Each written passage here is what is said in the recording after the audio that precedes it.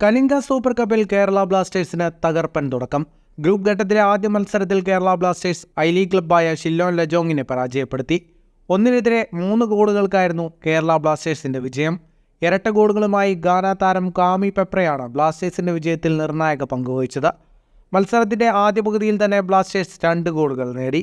ശക്തമായ ടീമുമായി ഇറങ്ങിയ ബ്ലാസ്റ്റേഴ്സ് മികച്ച രീതിയിൽ തന്നെ ഇന്ന് കളി തുടങ്ങി. 15-ാം മിനിറ്റിൽ ദിമിത്രിയോസിന്റെ മികച്ചൊരു പാസിൽ നിന്ന് പെപ്രയിലൂടെ ബ്ലാസ്റ്റേഴ്സ് ആദ്യ ലീഡെടുത്തു. 27-ാം മിനിറ്റിൽ പെപ്ര ലീഡ് ഇരട്ടിയാക്കി. ഇത്തവണ പ്രബീർ ദാസ് നൽകിയ cross Peprah ലക്ഷ്യത്തിലെത്തിച്ചു.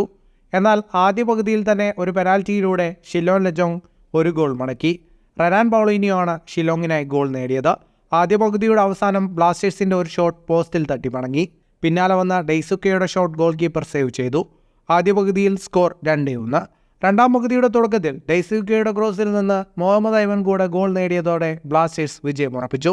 Goal keeper Sachin സുരേഷിന്റെ മികച്ച പ്രകടനവും ബ്ലാസ്റ്റേഴ്സിന്റെ വിജയത്തിൽ പങ്കുവഹിച്ചു. ഗ്രൂപ്പിലെ 2ാം മത്സരത്തിൽ ജനുവരി 15-ന് കേരള ബ്ലാസ്റ്റേഴ്സ് ജംഷഡ്പൂരിനെ നേരിടും. കൂടുതൽ ഫുട്ബോൾ വാർത്തകൾക്കായി ചാനൽ ഇപ്പോൾ തന്നെ സബ്സ്ക്രൈബ് ചെയ്യുക.